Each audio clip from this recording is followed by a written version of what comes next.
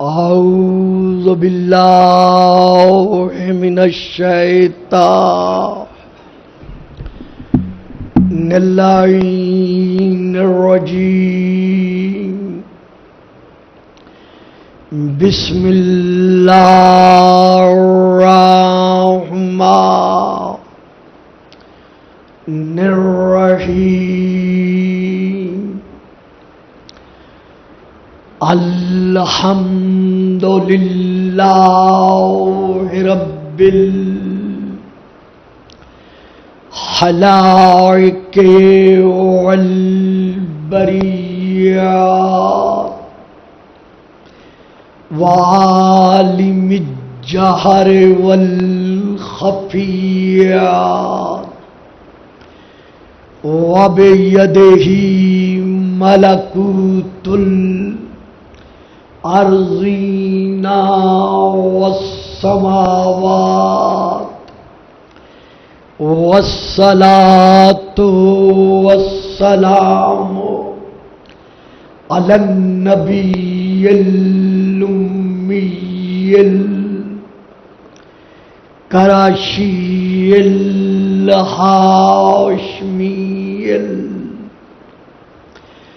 الابتہی المکی المدنی المبعوث علی العرب والعجم بالقاسم محمد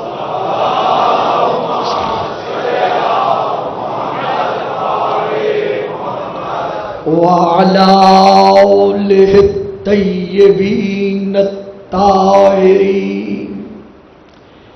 الشاکرین الصابرین الراشدین المہدیین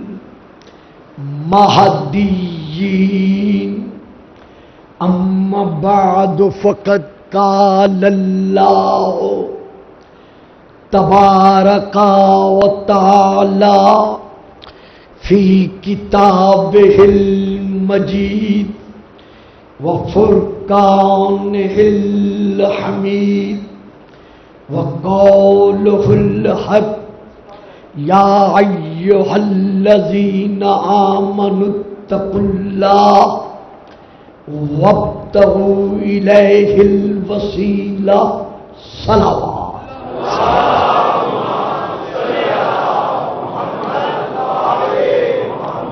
نعرہ تکبیر نعرہ تکبیر نعرہ رسالت نعرہ رسالت نعرہ حیدری نعرہ حیدری حسینیت حسینیت یزیدیت یزیدیت باواد بلند صلوات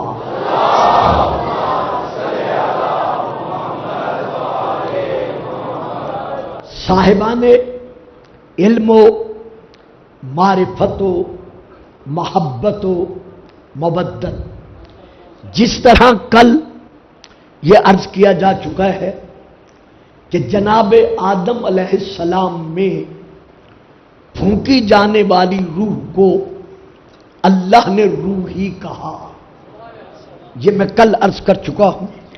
تو وہ روح ہی اس لیے نہیں کہا کہ اللہ کوئی علم کا، اللہ کوئی روح کا ظرف ہے یا روح کا منبع ہے یا روح کا مرکز ہے، جس طرح یہ ظرف ہے، اس میں پانی ہے تو اس میں سے پانی کے 2 گھونٹ لے لیے، تو اللہ روح کا ایک ظرف ہے اور اس نے وہاں سے روح لے کر حضرت آدم کے ڈھانچے میں پھونک دی نہیں، بلکہ یہاں روح آدم کو آدم کی عظمت منوانے کی خاطر اللہ نے اپنی ذات سے نسبت دی۔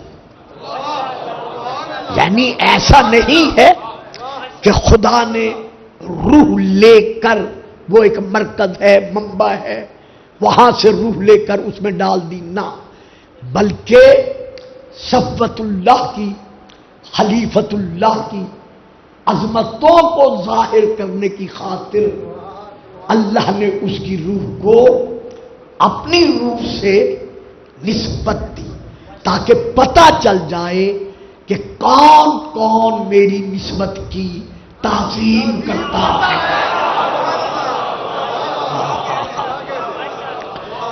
یہ تو آپ کے علم میں ہی ہے نا کہ جو تعظیم نسبت کا منکر بنا وہ پھر بٹھایا نہیں گیا۔ خیر یہ آپ کے ذہنوں میں ہے۔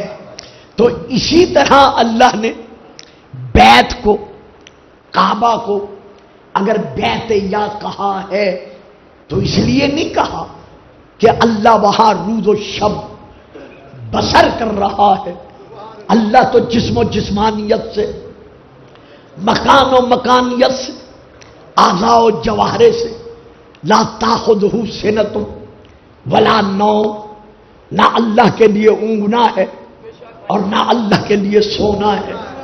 تو اللہ نے اگر کعبہ کو اپنا گھر کہا ہے، بیت یا کہا ہے، تو صرف اور صرف نسبت دی ہے اس گھر کی عظمت کو منوانے کے لیے کہ دیکھو جو گھر مجھ سے نسبت رکھتا ہے، جب اس کا مقام طہارت یہ ہے تو جو اس گھر میں ظاہر ہوں گے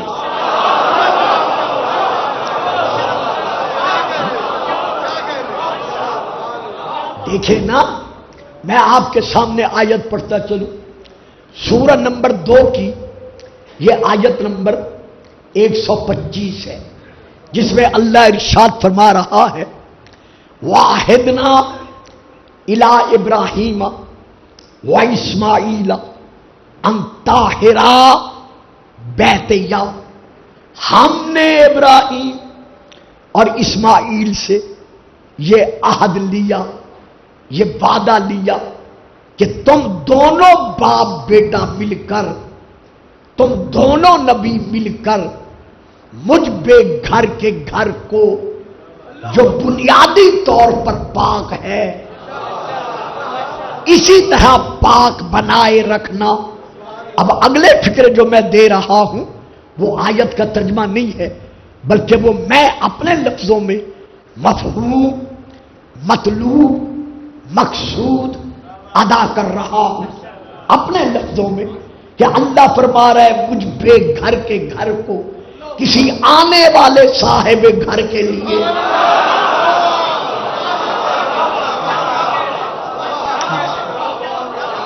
درود پڑھیے گا، السلام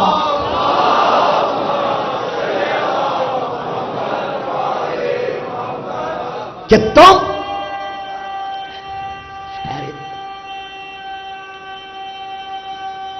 جیو سلامت رہو، یا اللہ فرما رہا ہے دونوں نبیوں سے کہ تم دونوں نبی مل کر مجھ بے گھر کے گھر کو کسی آنے والے صاحب گھر کے لیے پاک و پاکیزہ بنائے رکھو، تاکہ قیامت تک کے لیے لوگوں کے ذہنوں پر یہ نقش ہو جائے کہ جب گھر پاک ہے تو گھر والا کیسا پاک ہو۔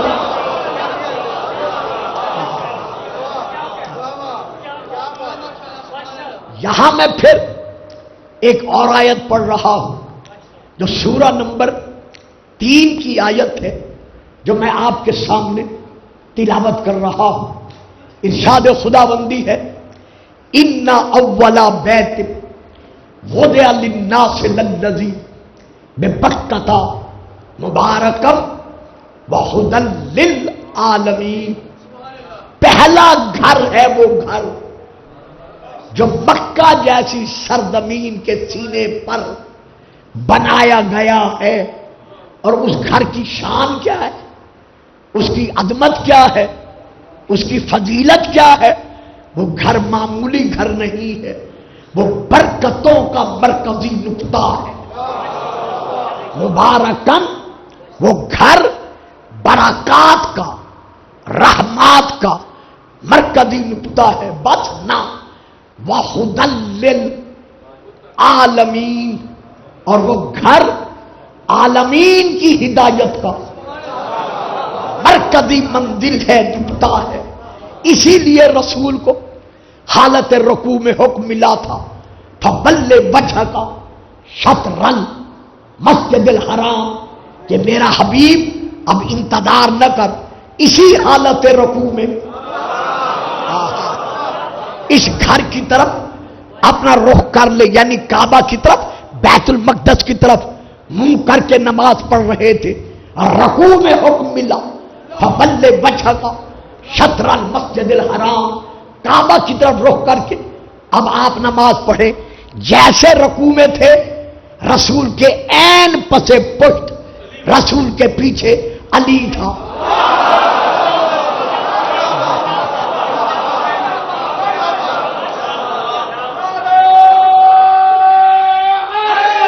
واہ جی، سلام آباد رہے.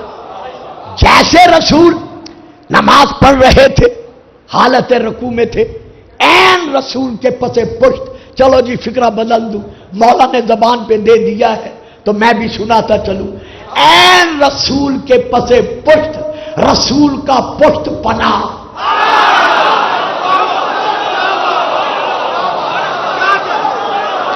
ہائے ہائے ہائے،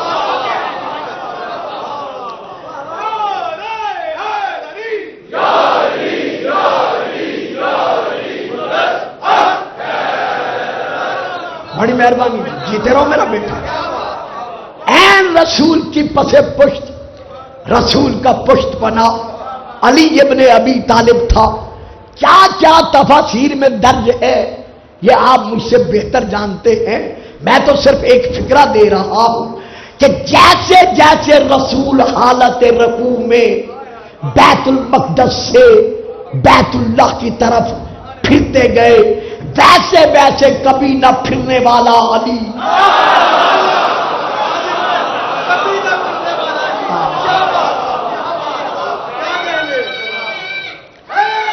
شاباش. تو رسول کو حکم ملا فَبَلِّ وَجْهَكَ شَطْرَ الْمَسْجِدِ الْحَرَامِ، مسجد الحرام کی طرف رخ کر کے نماز پڑھیے. اور ہمارے لیے بھی یہی حکم ہے فَبَلُّوا وُجُوهَكُمْ شطر المسجد الحرام. جہاں بھی ہو، جب نماز کا وقت ہو جائے، نماز پڑھتے وقت رخ کرو کدھر؟ بیت اللہ کی طرف، کعبہ کی طرف. تو پھر کعبہ کیا ہوا؟ ہدایت کا مرکزی نقطہ. تو اب کہنے دیجئے گلفام کو کہ کبھی بھی ہدایت گھر نہیں کرتا.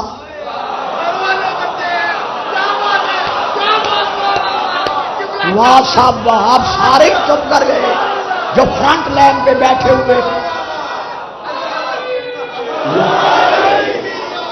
بے شک بجا یہ صحیح نہیں بلکہ ہمارا ایمان ہے کہ کعبہ ہدایت کا مرکزی نقطہ ہے، منزل ہدایت ہے، مرکز ہدایت ہے، وجود ہدایت ہے، ہدایت ہی ہدایت ہے. لیکن اس کے ساتھ ساتھ ہمیں یہ بھی کہنا پڑے گا کہ ہدایت کبھی مکان نہیں کرتا بلکہ مکین کرتے ہیں. ہدایت کبھی گھر نہیں کرتا بلکہ گھر والے کرتے ہیں.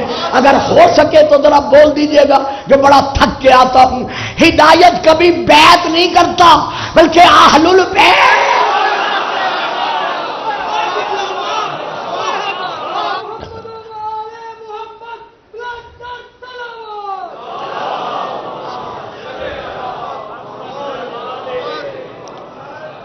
تو جس طرح گھر پاک ہے اسی طرح جس نیز گھر میں آنا تھا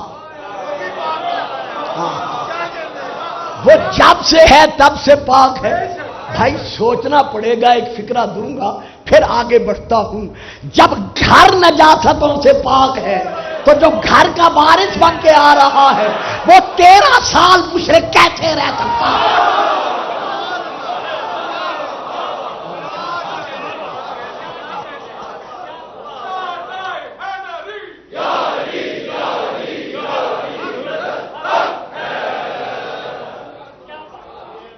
مکتب تشیع کی ایک کتاب ہے، بڑی مشہور کتاب ہے، یہاں موجود ہوگی، پورا سیٹ ہوگا.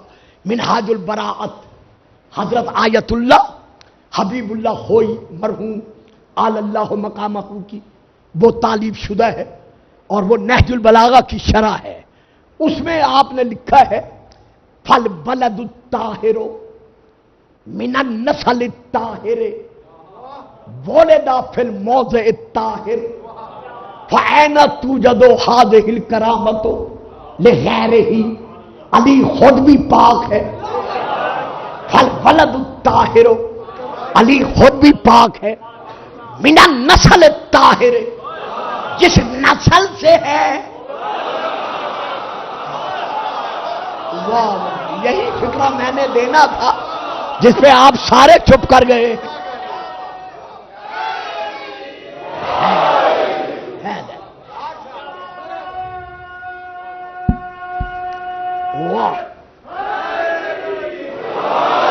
سبحان اللہ. فالولد الطاہر، علی خود بھی پاک ہے. من النسل الطاہر، جس نسل سے ہے، خاندان سے ہے، وہ خاندان بھی پاک ہے، خود بھی پاک. من النسل الطاہر، طاہر پاک، نسل پاک. فأین توجد هذه الکرامۃ لغیرہ، جس مقام پر جلوہ فگن ہوا ہے جب وہ بھی پاک ہے تو ایسی طہارت، ایسی فضیلت علی کے علاوہ کہیں اور بھی نظر آتی ہے.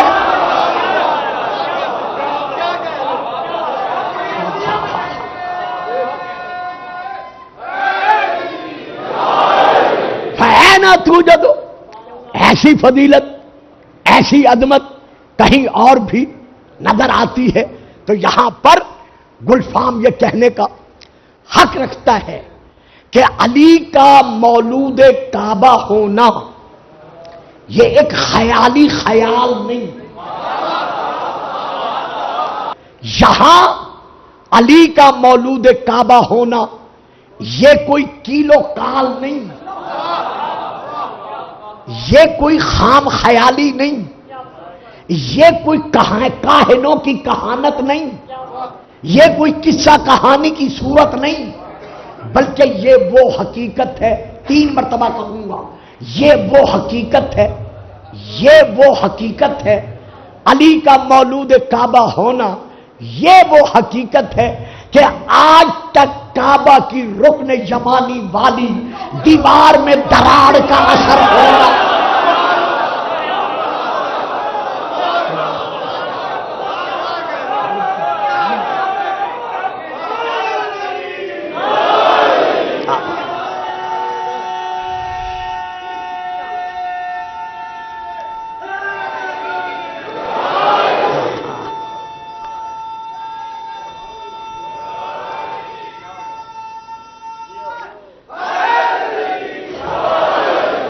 کہ دیوار کعبہ میں آج تک دروازے کے نشان کا اثر ہونا، بے شک جتنا مرضی میں آئے کوئی چھپاتا رہے،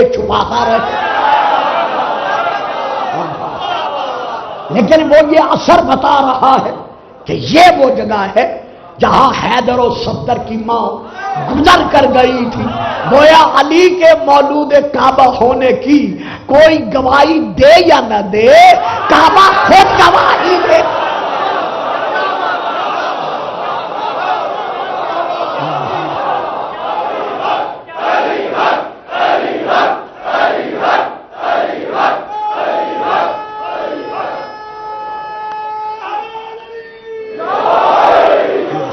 میرے معظم مکرم سامعین، میں اپنی عادت خطابت کے مطابق چند اپنے بڑے بھائیوں کی کتب کے حوالے آپ کے سامنے پیش کر رہا ہوں.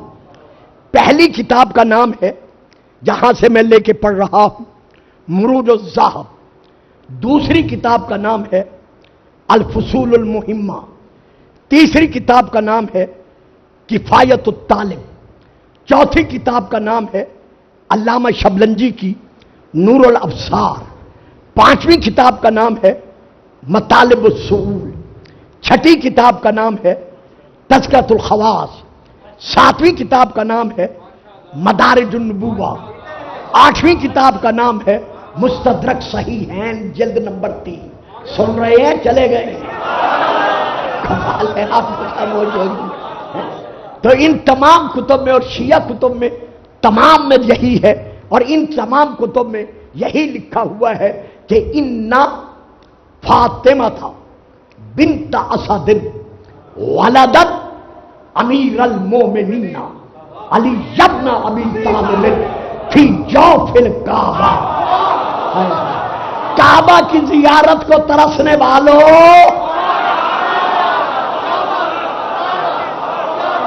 واہ بڑی مہربانی. زیارت کعبہ کے لیے منتیں ماننے والوں، یہ مقام ہے علی ابن ابی طالب کا کہ علی کی ماں فاطمہ بنت اسد نے، یعنی اسد کی دختر نے، آنے والے اسد کی مادر نے،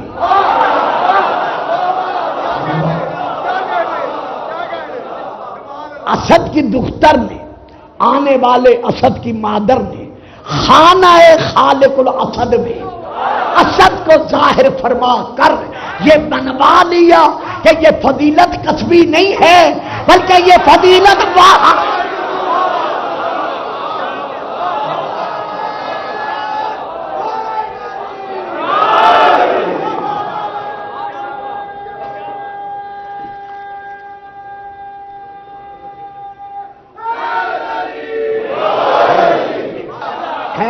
مجھے اجازت ہے ایک حوالہ میں بھی دے دوں.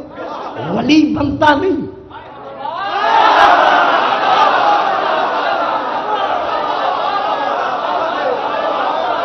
ولی بنتا نہیں، ولی بن کے آتا ہے. اسی طرح مجدد الفسانی نے اپنی مکتوبات کے مکتوب نمبر 123 میں لکھا ہے کہ میں یہ لکھ رہا ہوں کہ علی اس دنیا میں آ کر ولی بنا نہیں بلکہ جب سے ہے تب سے ولی.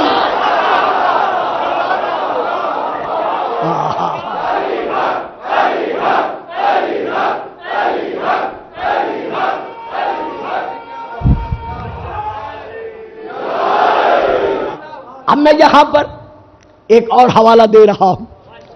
یہ حوالہ بھی میرے اسلامی بزرگوں بھائیوں کی کتب میں سے ایک کتاب کا حوالہ ہے.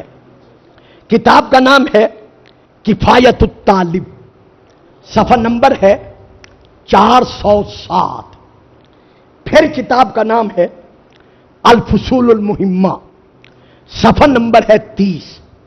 حضرت علامہ ابن صباغ مالکی اس میں لکھ رہے ہیں وَلَمْ يُولَدْ فِي الْبَيْتِ الْحَرَامِ قَبْلَهُ أَحَدٌ سِوَاهُ. لوگوں علی کے علاوہ آج تک علی سے پہلے کوئی مولود کعبہ نہیں بنا.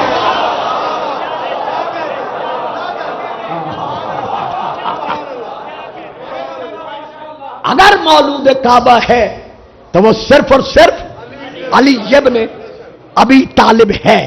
تو اسی طرح میں ایک اور کتاب کا حوالہ دے رہا ہوں. کتاب کا نام ہے اثبات الوصیت، صفحہ نمبر ہے 133. علامہ مسعودی کی یہ کتاب ہے، وہاں سے لے کے میں پڑھ رہا ہوں. وہ لکھتے ہیں ماں بولے دا پھر کعبت قبلہ ولا بعدہ غیر رخ. آج تک علی کے علاوہ نہ کوئی مولود کعبہ بنا ہے اور نہ قیامت تک کوئی مولود کعبہ بن سکے گا.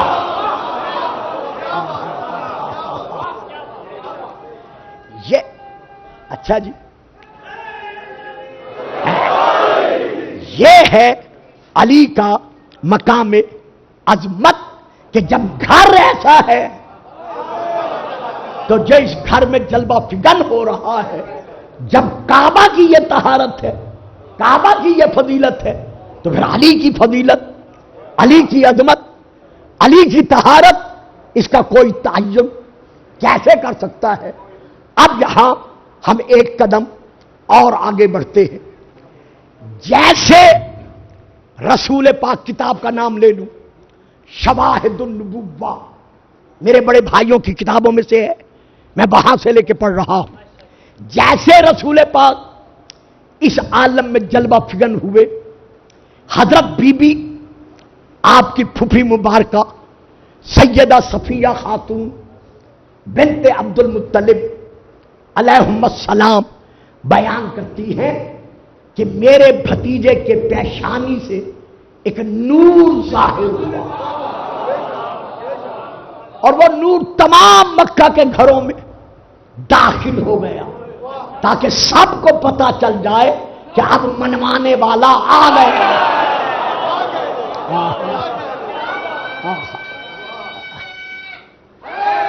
بچوں ٹائم نہیں رہتا، تو یہاں پر پھر بی بی بیان کرتی ہیں کہ یہ آپ کی والدہ بیان، یہ فکرے تھے پھوپھی کے، اگلے فکرے جو دے رہا ہوں یہ شواہد النبوہ میں سے ہیں، یہ آپ کی والدہ مبارکہ کے ہیں، یعنی حضرت بی بی سیدہ آمنہ سلام اللہ علیہا بیان کرتی ہیں کہ میرے بیٹے کی آمد پر آپ کی پیشانی سے ایک ایسا نور ساطع ہوا کہ میں نے اس نور کی روشنی میں شام کو، فلسطین کو، مدینے کو، ایران کو، روم کو، اس کی پیشانی کی روشنی میں نے ان تمام ملکوں کو دیکھا، جس سے مجھے پتا چل گیا کہ یہ آنے والا وہ ہے کہ تمام دنیا ایک نہ ایک دن اس کا کلمہ پڑھ کر بتائے گی کہ اس کو ماننے والے صرف عرشی نہیں بلکہ فرشی بھی ہیں۔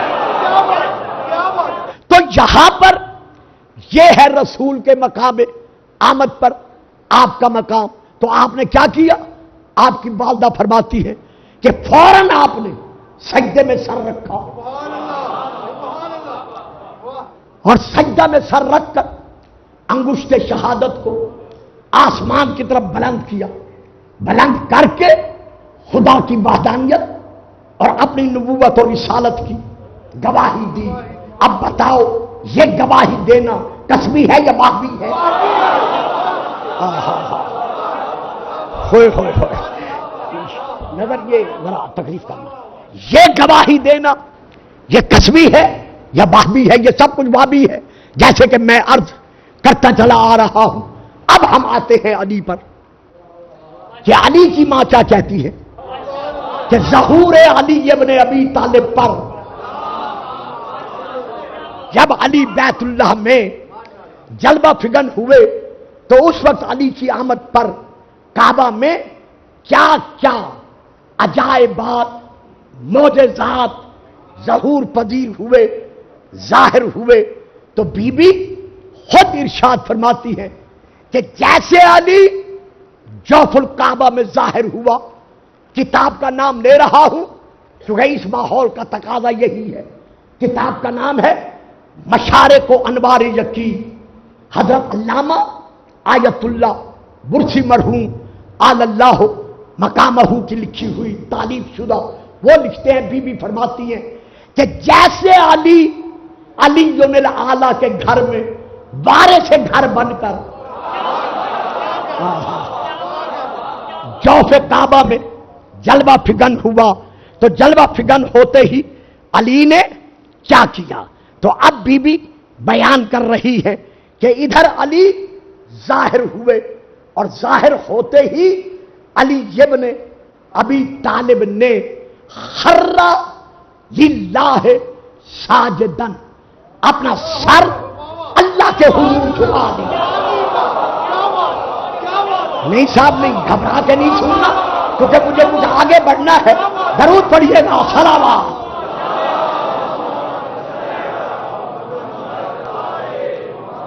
اور علی نے سجدے سے یعنی سجدہ کیا اور سجدے سے سر اٹھایا، سر اٹھا کر علی نے اذان بھی پڑھی، اقامت بھی پڑھی۔ یہ میرے ہاتھ میں فوٹو کاپی ہے، علی نے اقامت بھی، اذان بھی کہی، اقامت بھی پڑھی۔ اذان اور اقامت پڑھنے کے بعد علی نے کیا کیا؟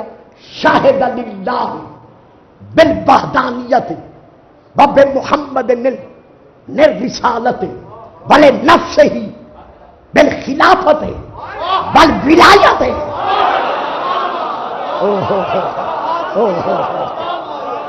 علی نے آتے ہی اللہ کی وحدانیت کی گواہی دی، رسول کی رسالت کی گواہی دی، اپنی خلافت اور ولایت کی گواہی دی. کوئی علی کو ولی مانے یا نہ مانے، علی تو آتے ہی منوا رہا ہے.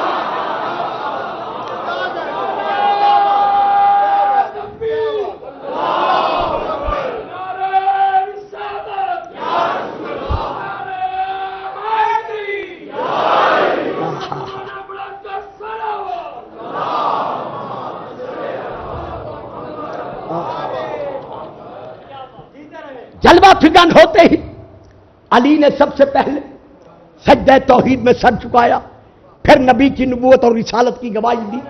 اب گلفام یہاں کہتا ہے علی کا جو مقام ظہور ہے بیت اللہ وہ تو ظاہر ہو گیا، لیکن علی دنیا میں جلوہ فگن کب ہوئے؟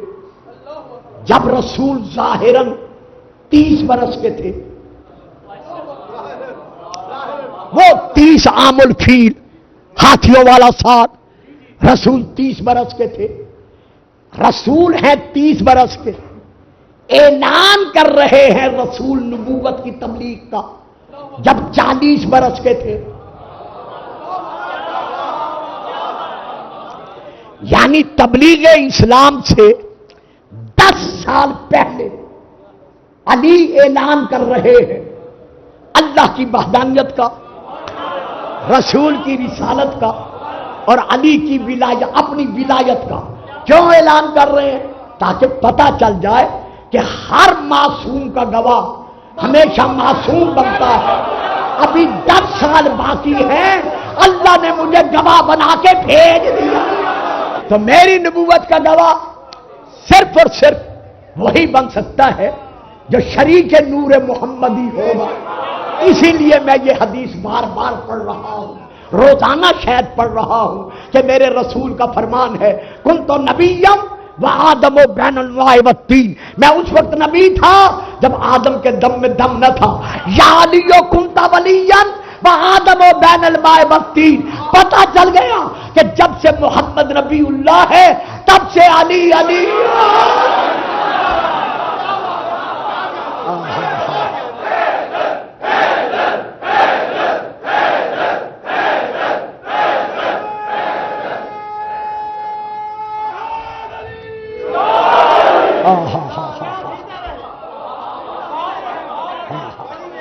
ان کے جس قدر اوصاف ہیں، جس قدر خصوصیات ہیں، جس قدر فضائل ہیں، وہ سب کے سب وہابی ہیں.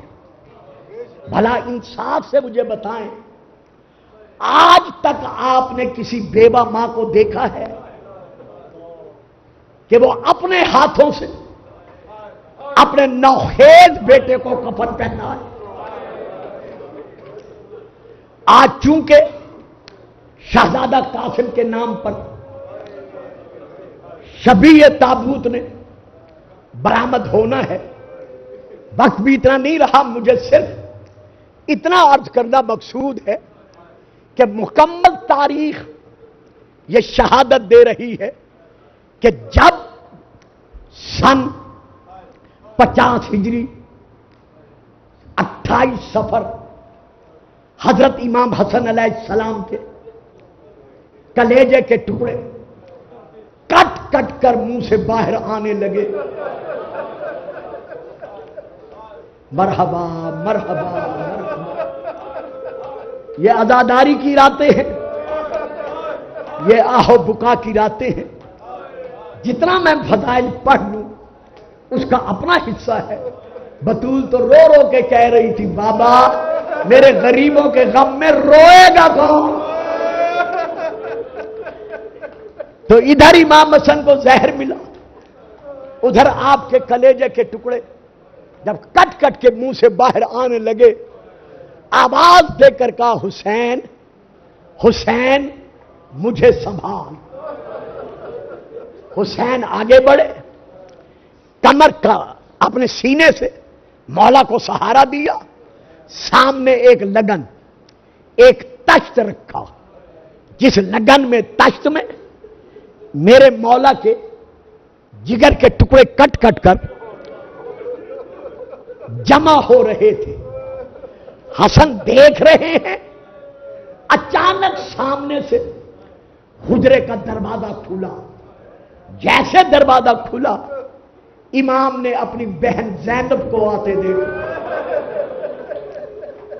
بہنوں والوں، جیسے سیدہ زینب پر نظر پڑی جناب حسن کی دھاڑیں نکل گئی.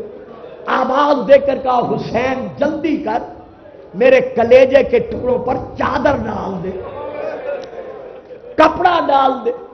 کیوں بھائی خیر تو ہے؟ کہا وہ دیکھ میری بہن زینب آ رہی ہے، ایسا نہ ہو میرے کلیجے کے ٹکڑوں کو دیکھ کر زینب مرنے سے پہلے مر جائے.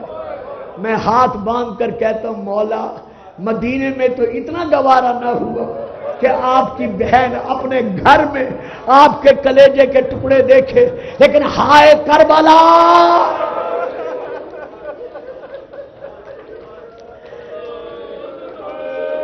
مرحبا مرحبا.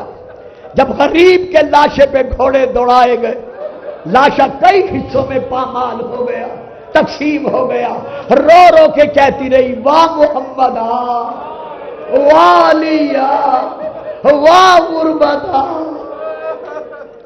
امام حسن کے گھر میں ایک کوہرام ماتم بپا ہے. ہر طرف سے آہو بکا کی صدائیں بلند ہو رہی ہیں. امام آواز دے کر کہتے ہیں ام فروا، میرے سردار حکم، میرا قاسم کہاں ہے؟ جاؤ میرے قاسم کو لے آؤ. 3 سال کا شہزادہ، زلفوں میں خاک، گریبان چاک، آنکھوں میں آنسو، بابا کے قریب آیا. بابا حکم. کہا میرا لال آ ذرا میرے سینے پہ سو جا. قاسم کو لیا، سینے پہ سلایا. ابھی سویا ہی تھا کہ سینہ چھوڑ کر نیچے اترا. کیوں بیٹا سینہ کیوں چھوڑ دیا ہے؟ بابا آپ کا سینہ بڑا گرم ہے.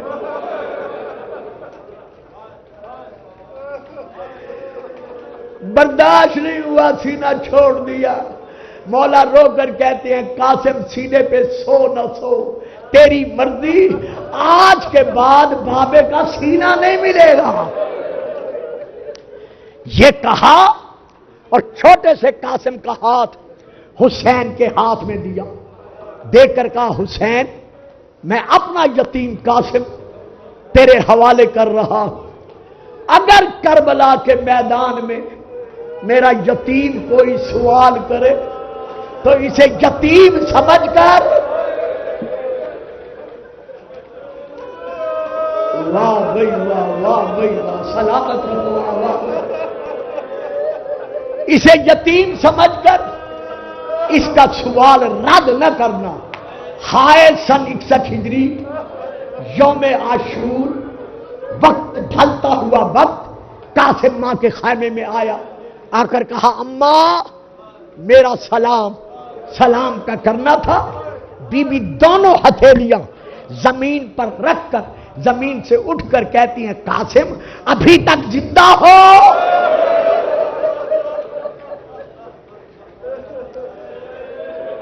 میں تو تمہارے لاشے کا انتظار کر رہی تھی. شہزادہ تڑپ کر کہتے ہیں اماں کیا کروں؟ جتنی مرتبہ مولا سے اجازت مانگی ہے آپ نے یہی فرمایا ہے قاسم تو میرے بھائی کی نشانی ہے. جب میں حسن کو دیکھنا چاہتا ہوں تجھے دیکھ کے پیاس بجھا لیتا ہوں، میں تجھے کیسے اجازت دوں؟ کہا اچھا جاؤ مولا کو بلا کے لے آؤ. ادھر مولا خیمے میں آئے، ادھر بی بی اٹھی. کہا قاسم میرے ساتھ آ. قاسم ساتھ آیا. خیمے کے کونے میں جا کر بی بی نے ایک بکسا کھولا. بکسا کھول کر اس میں سے ایک تعویذ نکالا. تعویذ نکال کر کہا قاسم جا کر مولا کو یہ تعویذ دکھا. اولاد والوں رونے والوں، جیسے بھائی حسن کی تحریر حسین کے سامنے آئی، زہرا کا لال کئی مرتبہ اٹھا.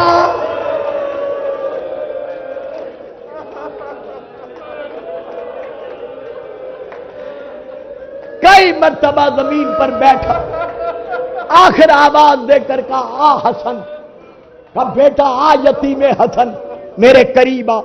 جو قمیص جناب قاسم کو پہنانا تھا اسے کفن کی صورت بخشی، کفن کی صورت دے کر، کفن پہنا کر، ہاتھوں سے اٹھا کر زین پر بٹھا کر کہا میرا لال جا، میں تو تجھے سالم بھیج رہا ہوں، اللہ جانے تو کیسے پلٹے گا۔ قاسم میدان میں پہنچا، تابڑ توڑ حملے کیے، ادرک اور اس کے 4 بیٹوں کو اور کئی 100 ناریوں یزیدیوں کو پھنار کیا۔ لڑتے لڑتے ایک ظالم نے آپ کے سر اقدس کے درمیان اتنے زور سے تلوار ماری کہ درمیان سے سر پھٹ گیا، سر کا پھٹنا تھا، خون نکلا، آنکھوں میں خون گیا۔ ابھی قاسم چاہتے تھے کہ آنکھوں کو صاف کروں، ایک ظالم نے آپ کے پہلو میں اتنے زور سے نیزہ مارا جو شکم سے گزر کر دوسرے پہلو سے ظاہر ہوا۔ قاسم اب روک نہ سکا، باغیں چھٹ گئی، قاسم گھوڑے پہ جھکا، ابھی جھکا ہی تھا، ایک ظالم نے پھر پیچھے سے قاسم پر نیزے کا وار کیا۔ اولاد والو، رونے والو، عزادارو، خدا کے لیے ذرا سوچو، قاسم زین سے جب زمین پر جھکا تو حالت کیا تھی؟ سیدھا زمین پر نہیں آیا بلکہ قاسم کا پاؤں رکاب میں رک گیا، رکاب میں پاؤں کا رکنا تھا، جدھر جدھر گھوڑا دوڑتا رہا۔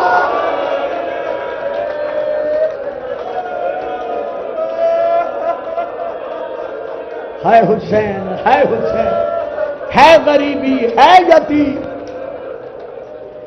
35 تیر اسی عالم میں جناب قاسم کے جسد پر لگے۔ جب تک زین پر تھا قاسم تھا، جب زمین پر آیا تقسیم ہو گیا۔ حسین کے پہنچنے سے پہلے دائیں بائیں آگے پیچھے گھوڑے دوڑ گئے۔ اب جو زہرا کا لال میدان میں آیا،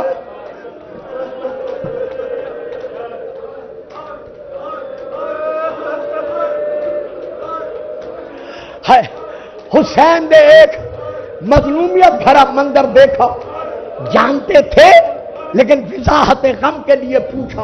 امام نے دیکھا کہ کوئی برقع پوش ہے جو جھک جھک کر قاسم کی لاش کا کوئی ٹکڑا کہیں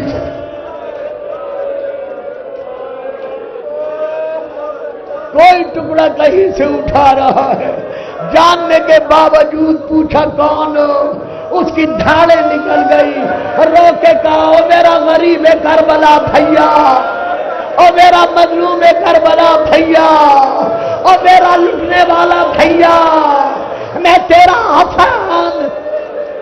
رونے والوں، اب میں مصائب نہیں پڑھتا، دیکھو ادارے کی طرف سے کس طرح شبیہ تابوت شہزادہ قاسم کو سجایا گیا ہے۔ چادریں ہیں، پھول ہیں، یہاں تابوت میں ٹکڑے نہیں ہیں، تابوت سجا ہوا ہے، لیکن ہائے حسین جب ٹکڑوں کی گٹھڑی لایا، بی بی ام فرما نے کہا حسین میرا قاسم ہے، ماتم حسین۔